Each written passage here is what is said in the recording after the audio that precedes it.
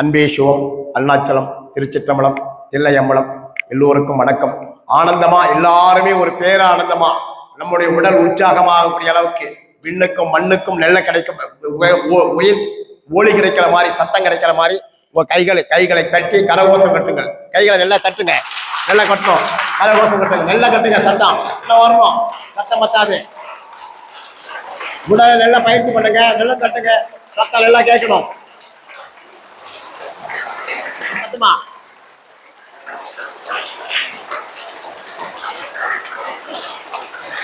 அடுத்து இப்ப போங்க, விளக்க பொருத்திக்கிங்க. இப்ப விளக்க பொருத்திக்கிங்க, விளக்க பொருத்துங்க.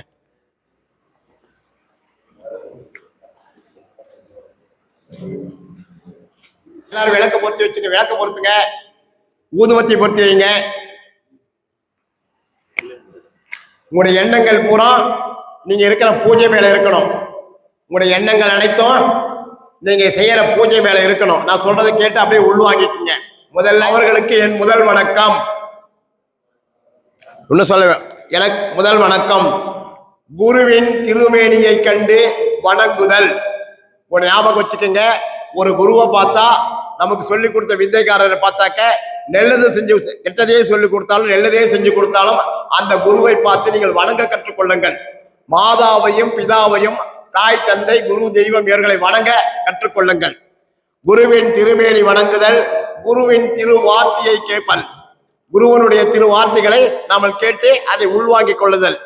மாதா பிதா குரு தெய்வம் இறைவனை, இவர்களே நமக்கு இறைவனுக்கு ஒப்பானவர்கள். குரு வழி, குரு சொல்லுகிற வழிபடி நீங்கள் நடந்து கொள்ள உங்களை பிரார்த்தித்துக் கொள்கிறேன். இது உங்க மனசார சங்கல்பம் பண்ணிக்கங்க. சங்கல்பம் பண்ணிட்டு இப்ப நம்ம பிரபஞ்சத்தை அழைக்கிறோம். ஓங்காரங்கிற ஒரு சத்தத்தை சொல்லுவேன். அந்த சத்தத்தை பாருங்க, நான் சொல்லுகிற போது பொறுமையா நின்று கேட்டுக்கங்க. ஓ, இங்க நான் சொல்றேன், இப்ப வேண்டாம், அப்ப எடுக்க வேண்டாம். ஓ சொல்லும் போது இந்த வயிறு வெளியே வரணும், புரியுதா? ஓம்னு சொல்லும் போது இந்த உள்காற்று புறா உள்ள போய் வயிறு வெளியே வரணும். அதை விடுகிற போது வயிறு உள்ள போகணும். ஒரு முறை நான் செஞ்சு காட்டிடுறேன் பாருங்க, வயிற்று பார்த்துங்க, பார்த்துக்குங்க. ஓ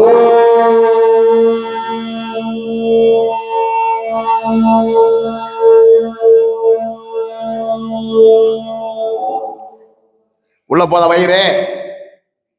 ஆம்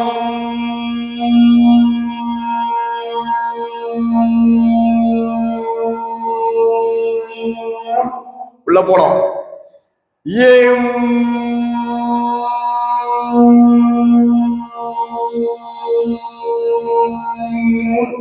உள்ள போனோம்.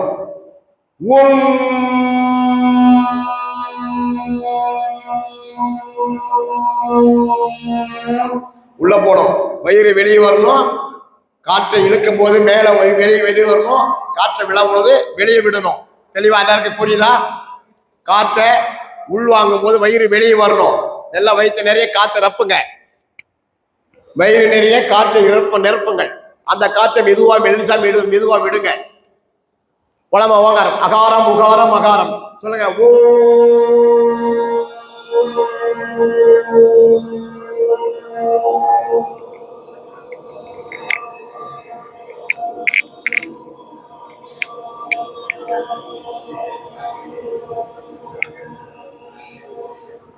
ஆம்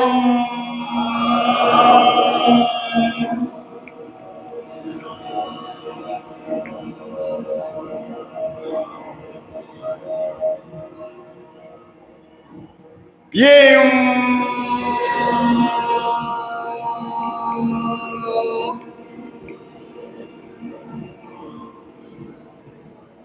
ஓம்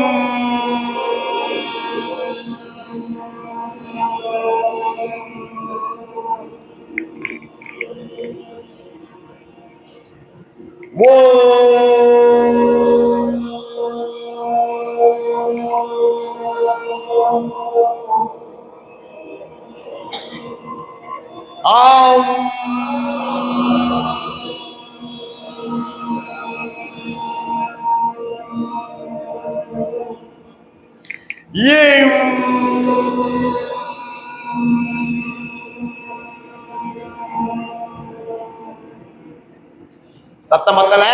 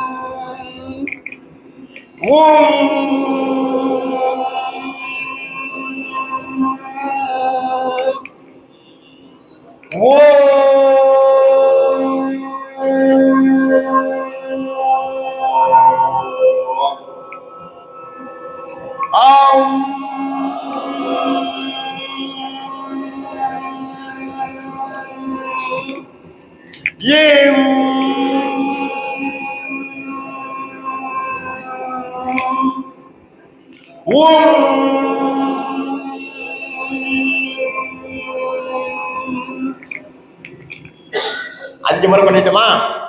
இப்போ இதுக்கு விளக்கம் சொல்றேன், கேட்டுக்குங்க. என்னங்க ஐயா வாசி சொல்லி கொடுக்கறேன்னு சொல்லிட்டு நீங்க வந்து இந்த வார்த்தை இழுக்க சொல்றீங்களே அப்படின்றதுக்கான விளக்கம். இந்த காற்று வந்து நமக்கு மேலையும் கீழையும் சுவாசம் கதாகதம் ஆகணும், தெரியுதா? இந்த காற்று அடியா நம்ம இந்த ஓம் அகாரம் உகாரம் அகாரம் எடுக்கும் போது அடி நாபி கமலத்திலிருந்து நமக்கு உச்சந்தலை வரை இந்த காற்று எல்லாருக்கும் பாதிச்சா? இந்த காற்று ஓம்னு இழுத்தீங்கல்ல, இந்த காற்று எங்க போச்சு உங்களுக்கு? உச்சந்தலைக்கு தெளிவா சொல்லுங்க. நான் கேட்கறது புரியுதான்னு கேளுங்க, இல்லைன்னா இன்னொரு முறை எனக்கு புரியலன்னு சொல்லுங்க. இந்த காற்றை இழுக்கிற போது இந்த காற்று எங்க வரலும் போச்சுங்க, போய் மேல போய் நம்ம சகசாரத்தை மூளையை தொட்டுச்சா? ஒருத்தர் ரெண்டு பேரும் சொல்றீங்க, மீதி சொல்ல மாட்டேங்கிறீங்களே. உச்சந்தலை வரலும் உங்க காற்று நம்ம எடுக்கிற காற்று ஓம்னு இழுத்தீங்கல்ல, இங்க வந்து மணிப்புறத்திலிருந்து சுவாசத்திலிருந்து விசைத்திலிருந்து மேல அந்த காற்று மேல போச்சா? மேலையும் கீழையும் போய் வந்தாக்க இந்த உடல் காற்று நமக்கு கொஞ்சம் ஈஸியா இருக்கும். நம்ம சுவாசம் பண்ணும் போது அடுத்த ஒரு பயிற்சியை சுவாசம் பண்ணுகிற போது இந்த காற்று நமக்கு ஈஸியா போகும். நான் வாசி சொல்லி கொடுக்கும் போது இந்த காற்று நமக்கு சுவாசம் வரும், ஈஸியா வரும். இந்த உடல் வந்து நம்ம நரம்புகள் 72 நரம்புகள் இருக்குல்ல, இந்த நரம்புகளும் ஆக்டிவேஷன் ஆகும். இந்த நரம்புகள் ஆக்டிவேஷன் ஆன உடனே இந்த நரம்புகள் உள்ள நுண்ணிய நூறல் நரம்புகள் இருக்கு, அதுக்குள்ள ரத்தம் சர்க்குலேஷன் போயிட்டு இருக்குது. தெளிவா புரியும் நினைக்க, அதுக்குள்ள ரத்தம் சர்க்குலேஷன் போயிட்டு இருக்குது. இந்த ரத்த சீரோட்டங்கள்லாம் நல்லா தெளிவா இருக்கும். காற்று சுவாசிக்கிற போது காற்று ஈஸியா உங்களுக்கு வரும். அதுக்காக தான் இந்த முதல் பயிற்சி. வாசிக்கு இது முதல் அடிப்படை. நம்முடைய உடம்பு முதல் ஒரு நிலத்தை உழுகிற போது அந்த நிலத்தை செம்மைப்படுத்தணும். என்ன பண்ணணும்? ஏறு ஓட்டணும், அந்த மண்ணை மையப்படுத்தணும். மண்ணை மையப்படுத்துற பிறகுதான் விதை வைக்க முடியும். அந்த விதை வைச்சாதான் அந்த விதை பயிராகும். இது நம்ம என்ன பண்ணிருக்கோம்? இப்ப நிலத்தை உழுதுருக்கோம். என்ன பண்ணிருக்கோம்? நிலத்தை உழுதுருக்கோம். உழுது மண்ணை சீர்படுத்த போறோம். சீர்படுத்தி இப்ப காற்றுகளை வந்து நம்ம சுவாசப்படுத்த ஆரம்பிக்கிறோம். இப்ப உங்களுக்கு எல்லாம் தெளிவா இருக்கும். இந்த வாசிக்கு முதல் அடிப்படை இது. இந்த காற்று நமக்கு சுவாசம் ஆக ஆக நமக்கு காற்று நம்ம செய்கிற பயிற்சிக்கு அது மூலாதாரமா விளையும், மூலாதாரமா நமக்கு அமையும். பாருங்க, உங்களுடைய பார்வை, உங்களுடைய எண்ணங்கள் என்ன எழுதுனீங்க பேப்பர்ல, என்ன எழுதுனீங்க தெளிவா எழுதிக்கிட்டீங்க. உங்க மனசுக்குள்ள என்ன தெளிவா எழுதுனீங்களோ உங்களுடைய அரைக்கண் பாருங்க. இந்த கண் முழி, இந்த ரெண்டு கண் இருக்குல்ல, இந்த கண் ரெண்டு கண்ணும் முனி இந்த இதுக்கு மூக்கு நுனிக்கு கொண்டு வாங்க. பாருங்க, இந்த மூக்கு நுனி இங்க இருக்குல்ல, இந்த ரெண்டு கண்களை கொண்டாந்து மூக்கு நுனியில நிறுத்துங்க.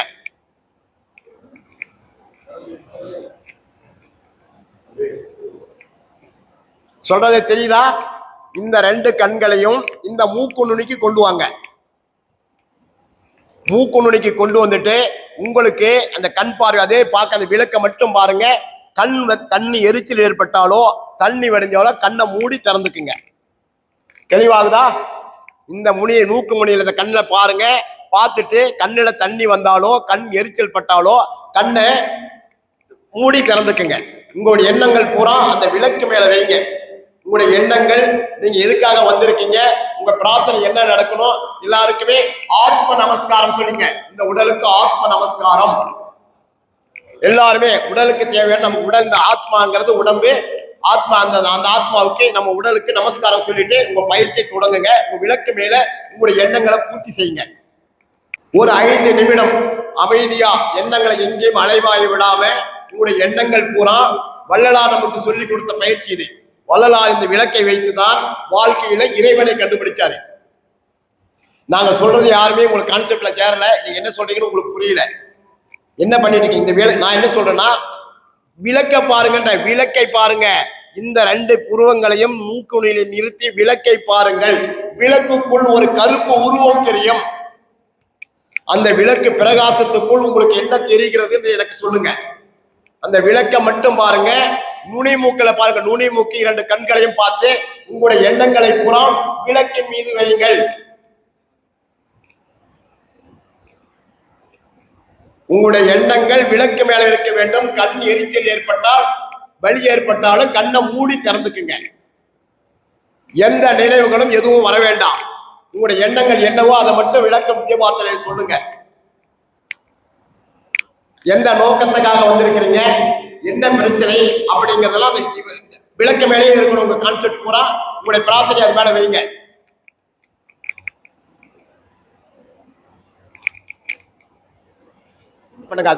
அமைதியான நிலையில உங்களோட மனசை ஆள் மனதா உள்ளக்குள்ள மனசுக்குள்ள தியானம் பண்ணுங்க. நிறைய தியானம் பண்ணுங்க. விளக்க பார்த்து நல்ல தியானம் பண்ணுங்க. பார்வை விளக்க மேல பட்டுட்டோம். விளக்குங்களை உங்க எண்ணங்களை சொல்லுங்க.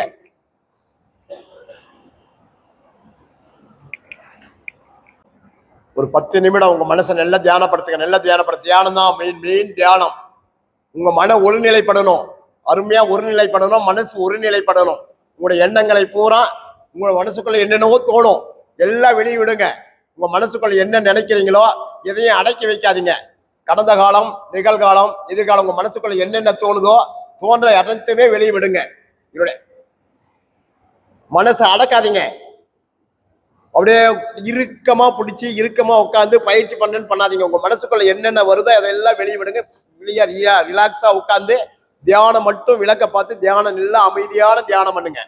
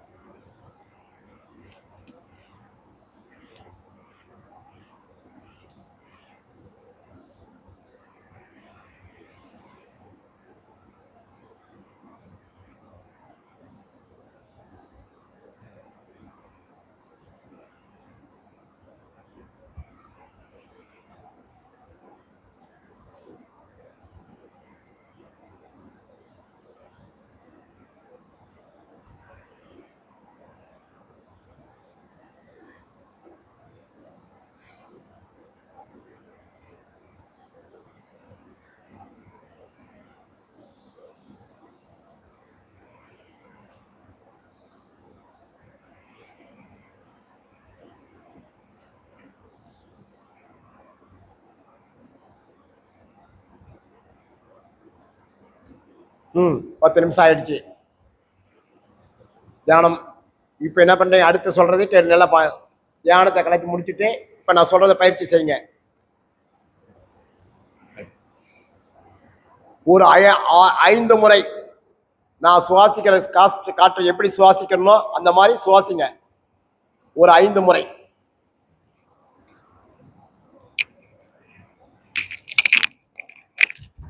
உங்களுடைய காற்று எவ்வளவு தூரம் மேலே ஏற்ற முடியுமா?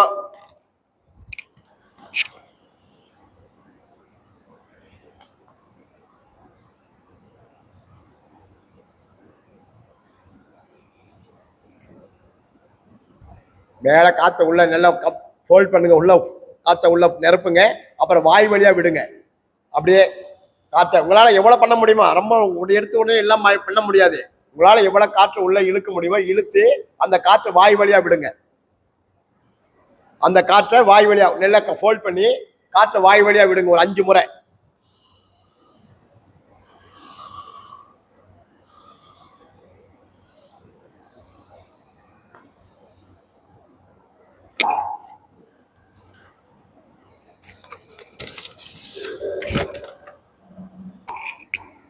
அஞ்சு முறை பயிற்சி பண்ணிட்டீங்களா? 5 முறை பயிற்சி பண்ணிட்டா உங்களுக்கு முன்னாடி எலுமிச்சை மனம் கொடுத்துருப்பேன். ஞாபகம் எல்லாருக்கும் ஒருத்தர் எலுமிச்சை மனம் கொடுத்துருக்கலாம். அந்த எலுமிச்சை மலத்தை இப்படி கையில் எடுத்து உள்ளங்கையில் இப்படி வச்சுக்கோங்க. எலுமிச்சை மலத்தை உள்ளங்கையில வலது கையில வச்சுக்கோங்க. எல்லாரும் வலது கையில வச்சுக்கோங்க. இந்த வலது கையில வச்சுக்கிட்டு நம்முடைய எங்களுடைய சஞ்சித கர்மா, பிராப்த கர்மா, ஊழ்வினை கர்மா, இவை 3 கர்மாக்களும் எங்களை விட்டு விலகி ஓட வேண்டும். எங்களுக்கு நல்ல எண்ணங்களையும் ஆத்மாத்மான புத்திகளையும் சிறப்பாக எங்களை வழிநடத்தி செல்ல வேண்டும். எங்களிடம் இருக்கின்ற கெட்ட சக்திகளை எல்லாம் நீ உள்வாங்கிக் கொள்ள வேண்டும். எலுமிச்சை மலர்கிட்ட கற்பனையா சொல்லுங்க. எங்களுடைய கெட்ட சக்திகள், தீய எண்ணங்கள், காமம், குரோதம், வஞ்சகம் இவையெல்லாம் எங்களை விட்டு விலக வேண்டும். நாங்கள் இப்பயிற்சியில் கலந்து கொண்ட போது குளான் உண்ண மாட்டோம், தர்ம காரியங்களை செய்வோம்.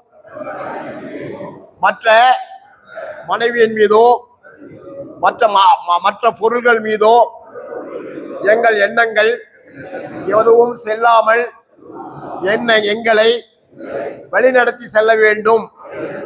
தீய எண்ணங்களுக்கும் தீய பழக்க வழக்கங்களுக்கும் எங்களை விடுதலை செய்கின்ற மகா சக்தியே, மகா பிரபஞ்சமே, உங்களுக்கு நாங்கள் நன்றி சொல்லுகிறோம்.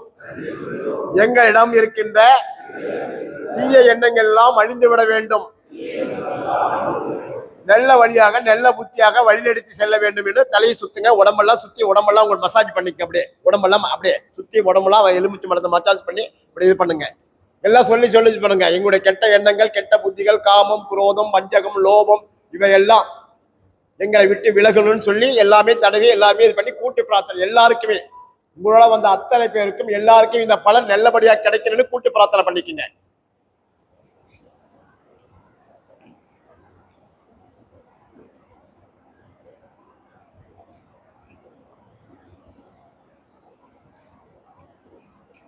முடிச்சுட்டு உப்பு மேல வச்சுட்டீங்களா? இப்ப விளக்க தீபாவளி விளக்க கையெழுத்து கூடுங்க. ஊதுபத்தி பொருத்திட்டீங்க. கல்புரை ஏத்துக்குங்க. கல்புரை ஏற்றி உங்களை கல்புரை ஏற்றி வச்சுட்டு மனசார எங்களுடைய வேண்டுதல் பிரார்த்தனை எல்லாம் நல்லபடியாக சிறப்பாக நடத்தி கொடுத்ததுக்கு நன்றி பிரபஞ்சமே. எங்கள் எண்ணங்களையும் எல்லாம் நல்லபடியாக நடத்தி கொடுத்ததற்கு நன்றி அப்படின்னு சொல்லி பிரபஞ்சத்துக்கு நன்றி சொல்லுங்க. இங்க பேப்பர் நிறைய எரியற மாதிரி தெரியுது. இதெல்லாம் நிறைய எரிஞ்சதுன்னா ஆஃப் பண்ணிடுங்க. எல்லாம் இது பண்ணுங்க. கற்பத்தை உள்ள வச்சு பண்ணுங்க. நன்றி சொல்லுங்க. எங்கள் எண்ணங்களை எல்லாம் நல்லபடியாக நடத்தி கொடுத்ததற்கு நன்றி. பிரபஞ்சத்துக்கு நன்றி சொல்லுங்க. பிரபஞ்சத்துக்கு நன்றி. எங்கள் எண்ணங்களை எல்லாம் சிறப்பாக இந்த கூட்டு பிரார்த்தனையை நடத்தி கொடுத்ததற்கு நன்றி சொல்கிறோம், நன்றி சொல்கிறோம், நன்றி சொல்கிறோம். Right, okay. இது இப்ப எல்லாம் மனசால் விரும்பிட்டு எல்லாம் எடுத்து இந்த கவருக்குள்ள வச்சுக்கோங்க. நான் சொல்றதா என்ன பண்றீங்க? காக்குதா? எல்லாருக்கும் காது கேட்குதா? இப்ப கொடுத்த கவர்ல இந்த உப்பு, எலுமிச்சை பழம் எல்லாமே ஒரு கவரை பொடிச்சுட்டு ஓடுற தண்ணி இல்லைன்னா ஒரு குளக்கரை, மீன்கள் எல்லாம் இருக்கிற குளக்கரை, அதுல இந்த உப்பு எலுமிச்சை பழம் எல்லாத்தையும் போட்டுருங்க. இந்த பழத்தை வச்சீங்கன்னா எங்கெல்லாம் வழியில மாடு கண்டாலும் சரி, குரங்கு கண்டாலும் சரி, மாட்டுக்கோ குரங்குக்கோ இந்த பழத்தை கொடுத்துருங்க. ஏன்னா அவங்க கர்ம வினை, அவங்க தான் சுமக்கரைக்கு நம்முடைய கர்மா வினைகள்லாம் தீர்க்கறதுக்கு வாய் இல்லாத ஜீவன். அந்த பாவம், நம்முடைய பாவங்களை எல்லாம் தீர்க்கறதுக்காக அந்த பிறவி பிறக்க வச்சிருக்காரு ஆண்டவன் நம்மளை. அதனால ஒரு குரங்குக்கோ அல்லது மாட்டுக்கோ இந்த பழத்தை பள்ளியில போற போது நீங்க பார்த்து கொடுத்துருங்க.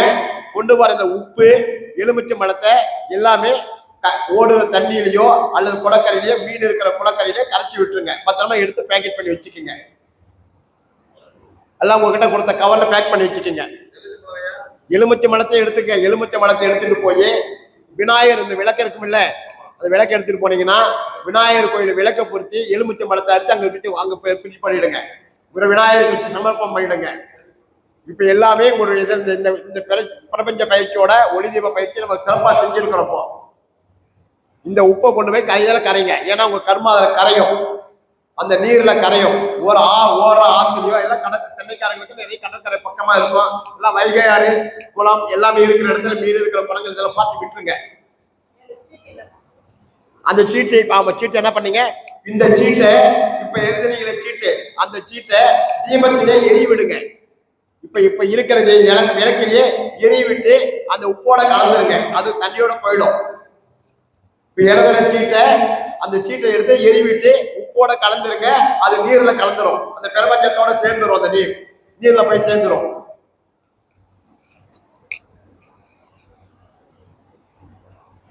எழுதிய சீட்டை அந்த உப்போட சேர்த்து வச்சிருக்க. உங்களுடைய எண்ணங்கள் பூரா அந்த கடல் நீரிலையோ தண்ணியிலையோ எல்லாம் போய் கலந்து சேர்ந்துரு, பிரபஞ்சத்தோட சேர்ந்துரும்.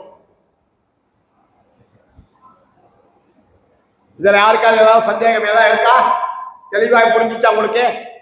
ஈர்ப்பு சக்தி யாராருக்கு இருக்கு அவங்க கிட்ட கொண்டு போய் அதை சமர்ப்பணம் பண்ணுங்க. என்னென்ன ஈர்ப்பு சக்தி இருக்கோ அதை அவங்க கிட்ட கொண்டு போய் சமர்ப்பணம் பண்ணுங்க.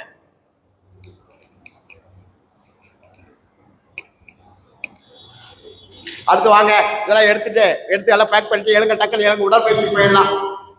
ஐயா, உடற்பயிற்சி பண்ண முடியுங்க. நாங்க சொல்ற உடற்பயிற்சி செய்யறவங்க செய்யலாம். சாப்பிட்ட உடனே உடற்பயிற்சி முடிச்சுட்டா அடுத்து சாப்பிட்டா அடுத்த வேலையை பார்க்கலாம். இதுக்கே நேரம் போயிடுச்சு, அடுத்த வேலையை பார்க்கலாம். எல்லாரும் எடுத்துருங்க, எல்லாம் எடுத்து ஒழுங்குபடுத்துங்க. எல்லாம் கவர்ல எடுத்து ஒழுங்கு வச்சுட்டு எல்லாம் உடற்பயிற்சி தயாராகுங்க. என்னங்க, அந்த பூ எடுத்து புஷ்பத்தை எடுத்து இது பண்ணுங்க, குளிர் விட்டுங்க. புஷ்பத்தை எடுத்து குளிர் விட்டுங்க. அந்த புஷ்பத்தை எடுத்து விளக்கு தீபார்த்தனையும் குளிர் விட்டுங்க.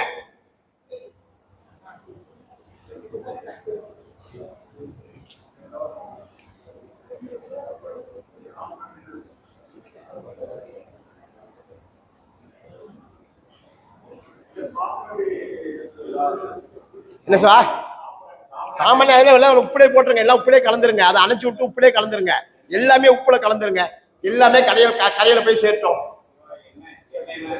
எண்ணெயே அதுக்குள்ளே அப்படி எண்ணெயெல்லாம் அதுலேயே கலந்துருங்க. எண்ணெய் உப்புலேயே போட்டா எல்லாம் தண்ணியில போறது தானே.